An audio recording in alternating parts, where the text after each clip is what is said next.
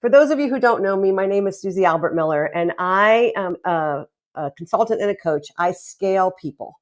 And through scaling people, I help businesses increase their productivity and ultimately their profitability. I have been a coach or consultant and a former therapist for over 30, gosh, that's a long time, 25, I'll say 27 years. And I love helping and being part of equipping people to grow into their best selves. One of the things that I have come to learn as I've gotten older is that if we all embraced our amazingness or our greatness, as I call it amazingness because I like the word, the world would change. And so today I'm going to actually be talking about intention and manifesting and all the things that we hear. And I'm a how-to girl. I will always inspire you. I will always motivate you, but I promise to always equip you. And I rarely use always, but that to me, if I just feel good, if I'm just inspired, then I just feel good. If I'm just motivated, I got a little more gas in my tank. I got a little more oomph in my work. But if I'm equipped, when I'm equipped, I know the actions to take in that space of being inspired and motivated. So today we're going to talk about that. We're going to talk about not just inspiration, but inspired action and intentional action. And so the link at the top, it's a different link this time. It's straight to our website. I would love to invite you to go there. There's a place to sign up for our weekly or monthly newsletter. There's a place to connect with us. There's a place to learn about what we do, which I'll tell you about briefly. There's free training. It is our flagship major holding place of all of the information. Zadassi is a company that is leveling the playing field for women. Whether you are an entrepreneur, whether you are an intrapreneur in a business, whether you are a woman in corporate, a woman who has a job, and you know deep in your heart you want more. You were made for more. We have a very targeted 4-week IP curriculum that will blow the lid off your barriers. I talk about it as decoding and dismantling what's keeping you from your success. It is not a mindset. It is a reset. It's not mindset. Be like, I got enough mindset coaching. It's a reset. It's looking at who you are, where you want to go, and why you're not there, and what needs to happen to get you there. And then we develop a plan to do that. So if you want to know more about that, if you want to know more, go over to Instagram. I'm at Susie Albert Miller. It should be in my profile. DM me more, or put in the comments more, and we'll set up a time to chat. So I'm going to ask you to be interactive as well in the chat or live. And so just be aware of that. If you can't, that's fine. I'm just grateful you're listening.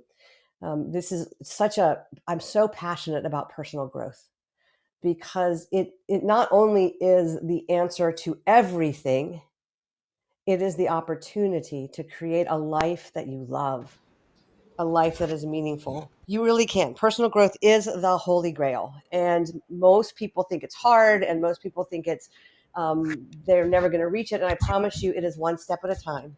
It is one step at a time, and you can do it. All right, I'm going to start with this sentence. Okay, I want you to pause for a minute, and I want you to hear this sentence and just take it in. When you change the way you see things, the things you see will change. Let me say that again. When you change the way you see things, the things you see will change. That is a truism that has rocked my world and will rock yours if you let it. And so I want you to think about that for a minute. Susie, what on earth do you mean? How many of you, flash your mic or give me a call, give me a C in the chat, have ever went looking for a new car, buying a new car, and even if it was a used new car, it was new to you, or a different car. If you've ever done that, give me a C or flash your mic, and suddenly, you're looking, you're like, oh, I remember when my daughter was trying to find a car, and she had this dream of driving a Jeep. We had a Jeep back when we lived in Seattle, and suddenly we saw Jeeps everywhere. And she saw Jeeps everywhere. And that's because your brain has what's called the reticular activating system. And all I'm going to tell you is it sits at the base of your skull. And one of its responsibilities is to tune your attention. So have you ever been looking for a car and suddenly you see it everywhere? Suddenly you see it everywhere. Everybody's driving your car. Everywhere. You see it everywhere. That's because your brain is now looking for it. It's looking for it. That car was always there. And I want you to hear this is so important. The car was always there. When I'm driving down the highway in Atlanta, and let me tell you, that is a feat in of itself. I came from the DC area and I thought traffic was bad there, but people in Atlanta, man, they drive fast and hard. And, we were looking for a new car a little bit ago. My husband had an accident. He's fine. And we were looking for a new car. And suddenly I saw the car I wanted everywhere in the color I wanted everywhere. Well, all of those white Toyota Highlanders were driving down the road all the time. But suddenly I saw them everywhere. And I knew I didn't want a black car. I didn't like my silver car when I had my silver car because I would lose it in parking lots. And everybody had a silver or gray car. Well, suddenly now everybody has a white car because that's what I wanted. Our brain seeks out what we are thinking about. Our brain works to provide input from the lens we're looking through, the lens we have on the world. So when you change the way you see things, when you change your lens, the things you see will change. And I think the car is the perfect example. Suddenly that car is everywhere. And it was always there. You cannot argue that. It's just that now your brain is attuned to that. It's tuned to your attention. Anyone have that happen in any arena of their life? Want to share where they're like, oh my gosh, yes, that happened to me. Starting a business. Suddenly everybody's an entrepreneur. Anybody have that? Back in the old days, we had this thing called a viewfinder. And if you're old enough to remember that, it was where you looked through this little like binoculars and there was this little film strip thing and you clicked it and the scene changed and the scene changed. And so what I want to talk about is how do we change our scenes? How do we change the way we see things? So we're going to talk about that. Okay, so here's what I know. We all have a lens on the world. And Bob Proctor calls it your paradigm. He calls it a paradigm. There's a great book by him. I think it's called Change Your Paradigm, Change Your Life. Paradigm is just a fancy word for the model or pattern or set of ideas that you work through. Okay. It's the lens that you and I see the world through. It's our framework, our model. One of the things when I started learning this, came to mind for me was what we called a kaleidoscope. I have a friend and he collects kaleidoscopes and he probably has a dozen. This was back and they're fancy ones and they sit on these special stands and he showed them to me. And the thing with the kaleidoscope is there's a lens and at the bottom, there's this thing you turn. And as you turn it, different things show up through the eyepiece you're looking at, different images, different patterns, different colors. And so as I began to hear this, if you change the way you see things, the things you see change. So if you think about this kaleidoscope, as I changed the way what was in the bottom of my lens, I began to see new things. So as I began to shift my paradigm, the model, the pattern, the lens you and I see the world through, we see new things. Go back to that car.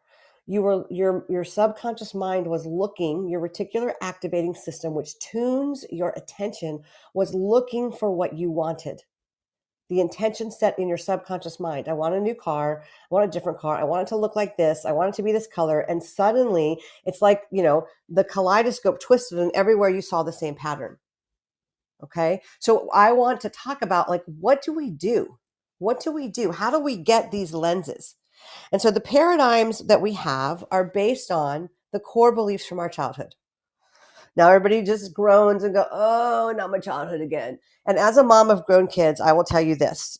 Your parents, unless they were really out to harm you, probably did the best they could with what they had. And that doesn't mean they didn't make mistakes. That doesn't mean there's not ick on you from their growing up. I've talked to my oldest daughter about this. I was a kid raising kids. I was a young 20-year-old raising a person. I made a ton of mistakes. And my kids have certain core stories, core beliefs that I wish I could rewind and erase. What I can do is talk them through them and let them understand what was happening. I remember one night my husband and I had a pretty big, an argument, and it was loud and it was an argument and it was intense. And my kids the next morning, we got up and we realized they had hurt us. And again, I don't mind my kids seeing us work through something, but this was not something they needed to hear. And we sat them down and they were like, are you getting a divorce? And we were like, no. Their paradigm was that parents never fight. They never disagree. They never have arguments. And so we had to shift that for them and say, look, we love each other.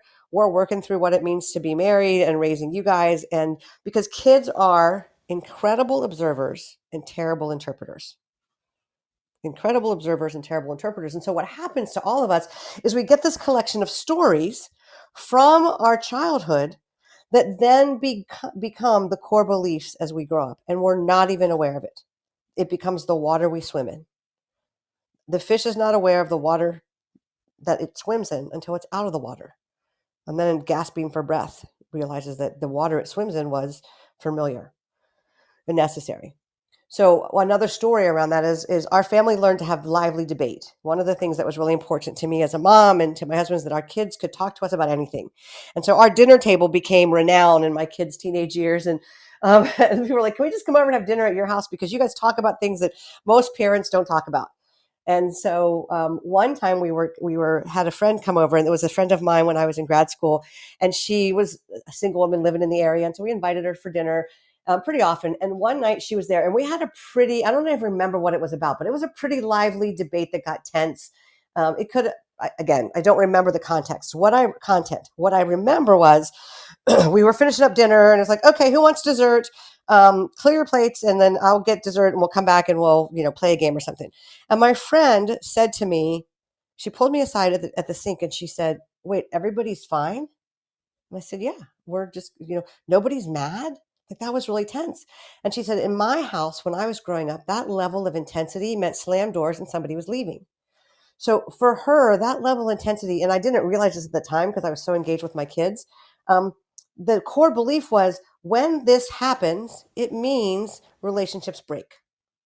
Okay. So you have core beliefs. I have core beliefs. And what I want to tell you is they're not bad or good. Bad or good is just binary and you're stuck in evaluation. What I want you to begin to think of is, are these stories, are these core beliefs that are the water I swim in? I don't even realize it. I'm going to give you a great example of it in a minute.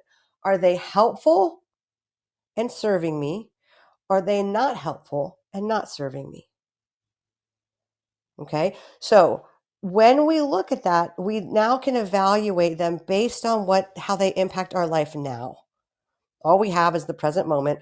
And the belief that we can talk about hard things was important to me as a mom raising my kids, as somebody who works in businesses, almost as a fixer. I go in, people call me a fixer, kind of Brene Brown meets Olivia Pope, because when you don't talk about hard things, the myth is they go away. The truth is they build up, and they cause tension, and they cause division, and they cause quiet quitting, and they cause employee disengagement, and they cause all kinds of problems in the workplace. And so it's interesting to me that this is I go into companies and I kind of help them talk about hard things at the C-suite level and then down below, because that's where businesses are bleeding money. And so one of my paradigms that I taught my kids is it's okay to talk about hard things. You can disagree and relationships can stay intact. That was a new paradigm for me, for them. And so we get to look at the stories and the core beliefs we have, and we get to decide if we want to keep them. One of the best examples of this is, I'll give you a couple from me, and then I'll give you a big one that is world changing. Think about your childhood beliefs for a moment. Just pause and think, what do I believe is true about what the roles of men and women are? And for me, and I'm probably one of the oldest person in the room, seasoned, we now use the word. I'm seasoned and mature. It played out. So for me, I was raised with very traditional roles. My dad was a doctor, PhD, did, groundbreaking research. My mom stayed home and raised the kids. We went to a pretty conservative church. And so there were very clear roles that I was raised to believe. And I've shattered a lot of them. But what was interesting is in May, my business partner, president, one of our co-founders, together we went to Dubai. And we were meeting with people to raise the first $1 million for our Zadassi Angel Fund, where we can fund businesses. And if you want to know more about that, message me Angel Fund, and we'll talk. Because women don't get VC funding. And so what we are doing is we're training women not only to get it, to prepare them to get it, but how to get it, how to use it, how to get in front of the right people. And so we have our own angel fund that we invest in businesses with, and we have a VC fund on our board. So we bring you in front of the right people. So we were in Dubai and we were raising this million, meeting with people. And the man we were meeting there is from Pakistan, which is where my father spent half of his life. So he was born in India, British occupied India. When the line was drawn at partition, he was on the Pakistani side. And my dad died very suddenly when I was 28 years old. And this man that we met and who's partnering with us had the lyrical accent of my dad. And I was listening to him talk in Zoom meetings. And my heart just was like, oh, so touched and so like connected. And so we go there and we need to go meet with them and meet with the sheikhs and the businessmen that he's bringing to us to meetings. And I'm being very vague because, most of my clients don't want their names out there. But I watched this room happen. And so we were in this room and there was a sheikh and there was a very, very successful businessman who we were meeting with to do an investment. And then the man who was brokering all of the deals. And what happened was I'm watching, and we had some powerful women in the room, but all of them were Muslim as well in Dubai. And they all began to defer. And there was a deference that came because of the culture. And I remember sitting there being very uncomfortable because in my culture, I should be deferential too, the way I was raised. But in my role as CEO of this company and a businesswoman working with the president of our company to fund money, I needed to stand in my power. I needed to be the role of the CEO. And I remember leaving the first meeting and saying to Brad, that was so uncomfortable. That was so uncomfortable because everything in me, all my core stories are, I need to make these men feel comfortable. And they do not know what to do with a woman who has come into their world who isn't deferential because that's the culture of every woman. And I literally watched people in the C-suite, people I've worked with, really they just tamp down their role and they let the men lead. And it wasn't ugly. It just was what they do. It was the water they swim in. And I was so uncomfortable. And I said to Brad, I know how to make these men comfortable. I know what to do. And he looked at me and he said, don't you dare. Don't you dare. You be uncomfortable. You let them be uncomfortable and you be who you are and you swim in this new water of the CEO role in a Muslim world as a woman. And for me, that was a huge paradigm shift. It was a huge paradigm shift. I think then 2 days later, they heard me speak. I did a keynote and the man who was involved with us the most was like, oh, you really are a powerhouse. And he started being more comfortable with me. And what Brad said to me is, you're very respectful. You're very appropriate. You're not deferential, nor should you be. And that was a very different paradigm for me because the water I swam in as I grew up was the role of men and this was the role of the women. Put on top of that my dad was from a patriarchal culture. And that was kind of in my blood, in my water, in my genes. I was stepping into a world where the paradigm needed to shift for me to be the most effective CEO I could be. So suddenly in that moment, there was a paradigm shift for me. There was a different way of being. And the way I changed the way I saw things. I changed the way I saw things and the things I saw changed. I began in that moment to go, oh, these men are uncomfortable because this is unusual for them. I'm not doing something wrong. It's just unusual. And I'm respectful and they need to respect me in this role because I'm asking them for a lot of money.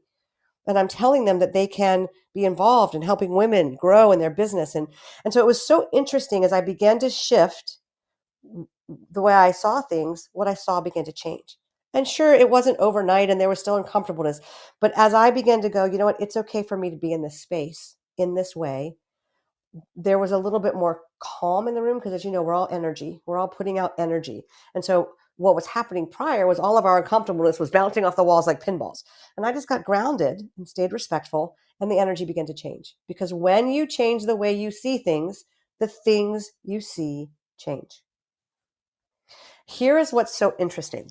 We are only aware of between 3 and 7% of our thoughts. The standard now is they're saying about 95% of our brain is subconscious. 95% of our brain's activity is unconscious, meaning that the majority of the decisions we make, the majority of the actions we take, what we feel, how we act, depend on 95% of the brain activity that lies below conscious awareness.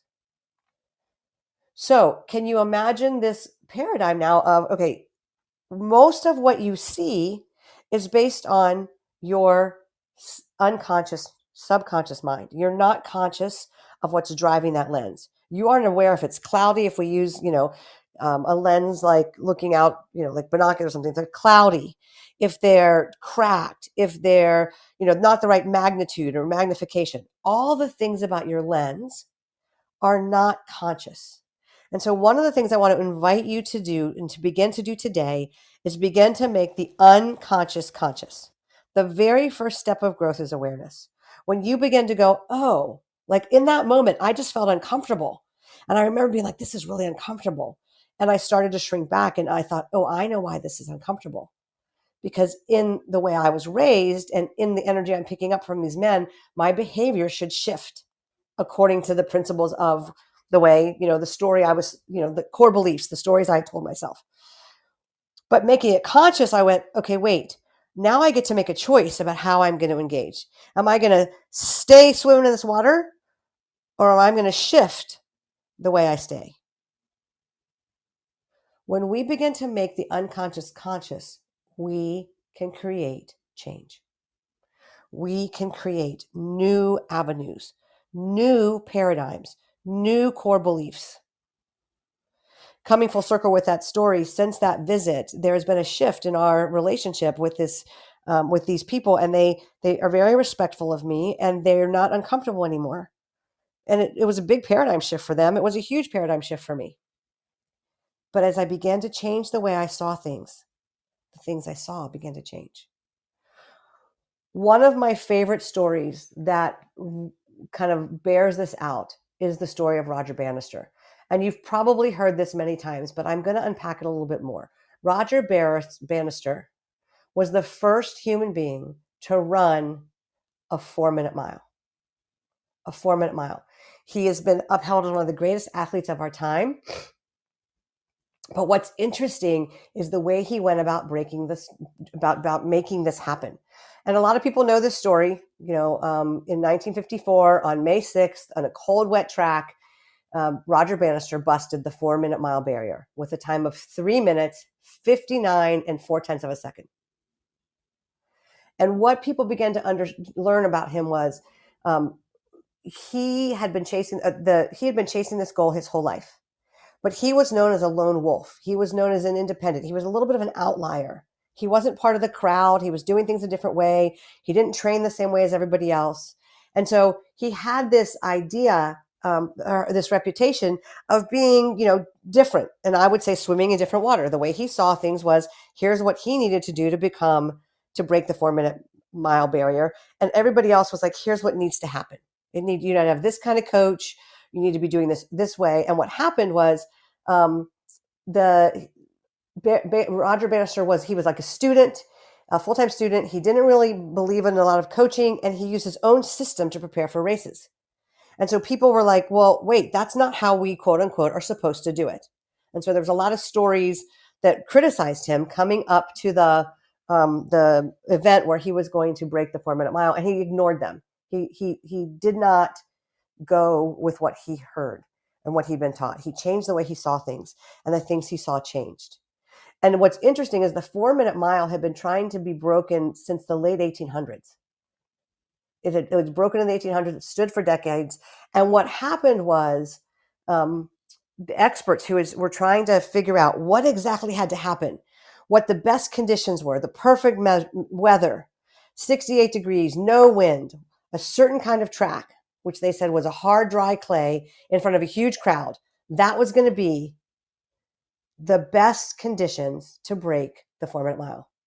And what's so interesting is Roger Bannister did it on a cold, wet day, a wet track at a very small meet in Oxford, England, before just a few thousand people. And what happened is when he broke the record, even his rivals were so excited because there was this sense of, at last, somebody did it. Somebody changed the way they saw things. Roger Bannister breaking the 4-minute mile changed the way the world saw the ability to run a sub 4-minute mile. And because of that change, I think it was 3 months later, less than 3 months. Less than 3 months later, his major rival, John Landy, who was an Australian runner, broke the barrier again with a time of 3 minutes, 58 seconds. Now, that's not physiology. That's not all of a sudden you got more muscles. That's psychology. That is the belief, bringing the unconscious conscious of, I am not going to buy into what they say about this is the only way a 4-minute mile can be broken, or that it can never be broken. People thought people's hearts would burst. It was physically impossible, and so he broke it 3 months later, less than 3 months later. And within a year, 3 more runners broke the 4-minute mile barrier in a single race. And over the last half a century, more than 1,000 runners have broken the barrier that was once considered hopeless. Now, why is that important? Because you and I have the ability to change the way we see things, to believe what is possible, to understand that we may have core beliefs from our childhood. And when we start looking at them and we say, do I really agree with this? I mean, the world was telling Roger Bannister this was impossible. And then they were telling him, if it's even in the slight realm of possibility, it has to be done with this way of coaching, this way of being, this way of training, this perfect conditions. And for him, he decided to change the way he saw things. He went with his own coaching. He believed he could do it on a cold, wet day in front of a small crowd. He didn't need the energy of a boisterous full stadium.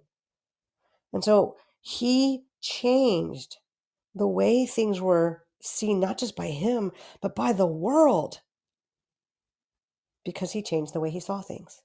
And so what I want to know from you is, what in your life are you on the precipice of changing? And so what I want you to think about here is, what do you need to change in the way you see things? What stories and beliefs get in your way? For me, one of them that I share with you was, there's a certain role for women and there's a certain role for men. And I have been fighting against that for most of my life. And I had done a lot of work on it and kind of moved past it. And then I ended up in this setting in Dubai where all that story came back to me. And thankfully, I had made the unconscious conscious over the years before, that I could catch myself. A new paradigm for me is, I'm on the second half of my life. And there's many times when people go, well, you don't have the energy because you're older. Well, you got to slow down now, da, da, da, da. I'm now looking at being partners in another 1 or 2 companies. My work has ramped up now that I'm well and healthy. And that is a different way of seeing the world. One of the things that Zadasi did for me, the decode and dismantle for me, and I'll share this because this is one of the most remarkable things that has happened in my life. Many of you know that I battled chronic illness as a cancer survivor, and the treatment that saved me from having cancer spread through my body damaged my lungs. And so I spent years battling chronic lung infections and all that. It got so bad that the years preceding COVID, I had gotten to a place where not only had I stopped running, I stopped walking, and I couldn't make it across a parking lot without stopping to catch my breath. And that's when I ended up with some specialists, and they found out some things that were going on, and I'm being well treated for it, and it's great. But in my mind, I had a paradigm of being fragile and repetitively sick and always having this debilitating chronic illness. Well, guess how I saw the world? I saw the world from, I am debilitated, I have trouble breathing, I'm chronically ill. So guess what I created? Debilitating chronic illness. Now, did I have to have medical intervention? Yes. I'm taking responsibility for the piece that says, what I was telling myself actually came true. The ability to think outside of being sick was not the water I was swimming in. And so I was living and swimming in this water. And it wasn't until I began to realize that, wait, what if I shift my paradigm? Because it became all of what I saw. I can't. I shut down one of my businesses. I was just working with a few clients. I stopped speaking and traveling because I was, so afraid of getting sick and not being able to breathe. And when you speak for a living, it is very difficult to be like, let me just, I wasn't going to go on stages like that. And so for me, making the unconscious conscious was, I have a belief, and my friends and my close family were so concerned for me. They were like, okay, Susie, slow down. Okay, Susie, take care of yourself. Okay, you probably can't. Why are you traveling? And it all fed into it. And I swam in it like a fat, happy fish. I was so unhappy inside, but I didn't know any different. And then I began to study the brain, and I began to study quantum physics. I began to study neuroscience. And I realized that I was perpetuating what I was creating because of what I saw. All I saw was myself as sick. So I began to see myself as, healthier, on the mend, getting well, able to. And my paradigm and story started changing. And so what that led me to do was pursue some pretty radical medical procedures. And I went and saw one of the best pulmonologists in the world who, looked at me and did all these tests and finally said, you know what, you are a really complicated puzzle. I'm trying to figure out what's going on. And they tested me over the course of about 3 months for all kinds of diseases and conditions that had a 5 to 10 year lifespan. So I went from, praying to get well to just praying to stay alive. And this was all during COVID. And he actually figured it out. One of the medicines that I'm on is actually part of his research and his invention. And suddenly my paradigm shifted. Now I could breathe. Oh, wait, now I could walk. Now I could jog. Now I could travel. Now I could speak. Now my world opened up to me. And I do believe that the belief in that possibility is as important as seeing that doctor. I tell him all the time, he's my mom's favorite person in the world. Basically, he saved my life. So when we change what we see, so now I see differently. Do I deny that I might have have to be careful, that I might have to be aware of the way my lungs maybe have some compromises? Yes, but does that rule my life? No. Because I began to bring the unconscious conscious, the belief that I was only sick, the belief that this was the way it was going to be, the belief that I had to settle and just start letting go of my dreams because I wasn't able to do it, to what can I do? What is possible? And so I share this story because it's so important to understand what we can control. There is not a lot we can control in the world. In fact, I am learning this lesson. I had a meeting with my coach last night. And yes, if you work with anybody and that's a coach or a consultant or guru for you, and they are not working with somebody who's further on the path than them, run for the hills. I am always learning new things. And I was working with my coach and I was talking about this place I was stuck. Yes, I get stuck. And he literally looked at me and he goes, you fell back into an old pattern. You stepped into, what do I need to control? I got to control the outcome of this. There's a big business pitch I'm doing. And he's like, you're stuck in that. How do I control this? And you can't control what anybody does. You can't control what anybody says, but you're working really hard to do that. You're living in the doing. You're playing out scenarios in your head. What if, as opposed to what can you control? I can control myself. I can control the proposal I send out. I can control the positivity with which I send it out and the peace with which I let it go. That's all I can control. And so to do that, and that changed the way I see things. So as I went to bed last night, I was like, you know what? This is what I'm going to send out. What they do with it's up to them. And I'm going to trust that whatever is mine is going to come to me. And I slept better and I woke up less. I was very unsettled yesterday and it was like the third day in a row. I kind of felt nudgy is my word, and kind of short because I was living in uncertainty.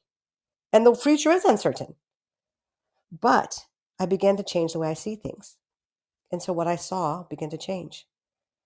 The way I see things is I can control what I think about, what I'm aware of. I can look at how that impacts my emotions. And if you think about emotions, it's called energy in motion. Because when I was thinking about what will happen and how will I make this happen? And what if this contract doesn't come through? And all the things. I mean, give me a M if your mind can race out of control faster than you can catch it. I'm now going to look at the chat. I've been talking. Look at the chat. Okay. Kareen said, bye, family. Results speak louder than insults. Thank you, Dr. Kelly. Okay. If anybody else's mind runs crazy, like not crazy, but thank you, Dammy, your mind gets ahead of you. Your mind gets ahead of you. It does it all the time. And so suddenly what you're seeing, the lens you're looking at is my mind and I'm responsible for it, and I got to make this happen. And I am going back to what Kareen said. Yes, you have to set intention and you have to act. But we do that in a way that when we do that in a way that puts us into the future, we miss the peace of the present. And so what I began to realize is I can't control what anybody says about the proposal I put out. I don't know if this company is going to hire me. They should. They know they should. I don't know if the company, is going to like my rate. But all of a sudden, I realized I am in my mind and my emotions are trailing along. My mind is worried. I'm seeing that, this isn't going to happen and this is too expensive and all these things. It's not going to work out. And my emotions are like, oh my gosh, what am I going to do? Where else can I make this happen? And I am not seeing the world through an abundant lens. I am not seeing the possibilities that exist beyond what I can control. People have us in boxes. And one of the things that happens, especially when we go back to family, is they don't have us in our new growth trajectory. They have us in the way they've seen us, and it works for them. Remember, I said it's not bad or good, it serves them. In my family, I have a certain reputation as well. Move fast, think fast, kind of like the Tasmanian devil. And I'm much calmer than I was, but there's some creativity in that. And so I'll get the, oh, Susie, and it hurts and it's hard. And the work you do, Dami, around that is to get to a place where you stand in who you are because you're not going to change their mind about you. And when you release that, so, when you change the way you see things, the way you see things change. So when you change the way you see your family, and this is so interesting that you bring this up because I'm going to see my family with our daughter and new grandson soon. And I had this thought the other day, okay, how do I prepare? Because what I have seen is I am different and they don't understand or know or accept that. That's not on them. That's not like unkindness. That's just their water they're swimming in. And so I have two choices. I can go and be who I am, and we all revert a little bit, but I can go and live in the strength and peace of who I'm becoming and not let their box bother me. That's my choice. The only choice I have is what I do with the stimulus that comes in. And the stimulus that comes in will be invariably somebody will say something and I'll want to explain myself. That's not true anymore. I can be, I can do this. I can move slower. I can, whatever the lie is that I believed or that I've outgrown, I'll want to explain myself. I'll want to convince them that I'm no longer who they thought I was. And when I do that, I'm trying to control what they think and I can't. What has helped me more than anything else is to go, oh, let me change the way I see things. What I see is this image of me works for them. And this is what they know. And that serves them right now. And that's okay. And I don't have to change that, but I don't have to give into it either. And I don't have to explain it. And so I'm going to go and be who I know I am, which is matured. And it's not all wrong. I was kind of that person, if there was a fight to be had, I was in there first. And now I'm like, I don't need to be right or wrong. I don't need to have that debate. And so some of it is because that's how I was. And they just haven't been around me to see my change. But for me, the way I see things now is that's about them, not about me. And the relationship is more important than trying to make them understand that I've changed. They'll see it if they want to. And if they don't, they won't. But I live in a different mind space, a different heart space. Because when that happens and I feel myself scramble and want to explain myself, wait, I'm not that way anymore. I won't do that. I take a breath and I pause and I think through how do I want to respond to this? Because I know how I want to react. And then I remember that I can choose my response. And so that little tweak happens. And of course I have that, thing in my stomach that like wants to make them understand I'm different. And I take a deep breath and I go, it's okay. I don't need them to know I'm different. I don't need them to understand that I've grown. And the way I used to see things is I needed them, my family, the important people in my life to acknowledge my growth. That was something that I had to change, where my validation came out from outside me versus from inside me. And when I began to change the way I saw that, what I saw changed. Now I don't need them to agree. It's not fun. Sometimes it's hard. There's glimmers of what I hope it could be. But for the most part, my role with my family is to be true to myself and let them catch up. And they may not. They may not. I'm close to my sisters. We all got, older and we were like, we're family. We're all that's left. One of the narratives is because I move very fast, there's just some things about me that they would prefer were a little slower. And so sometimes I have slowed down a little and I am aware then. I'm aware of when I'm around them, but it's not because I want them to be and see me different to validate me. It's because I understand that what they see is what they see. And I can't control that. I can be aware. If I can make my unconscious conscious, my unconscious is I want my family to see me. I want them to accept me. I want them to approve of me. All those stories. And when I bring that to the conscious mind, I go, do I need that? It's a good want. And they do love me. And I'm not slamming my family. If any of my family ever hears this, I'm not slamming you. This is just the way we operate. Um, it's, do I need that to be intact? Do I need that to know what's true about me? No. And when I don't have that need, the way I see things changes. And it's like my energy shifts. And so I can be comfortable in my own skin and not have to defend. That is how I would handle it if I were you. I hope that helps. Thoughts, response, questions? Or if you have questions or things you really want me to cover in this, I love our segment together. Message me on Instagram, email me, Susie@zadassi.com. Just let me know, because I want to serve and I want to share things that matter to y'all. I'm going to sign off here.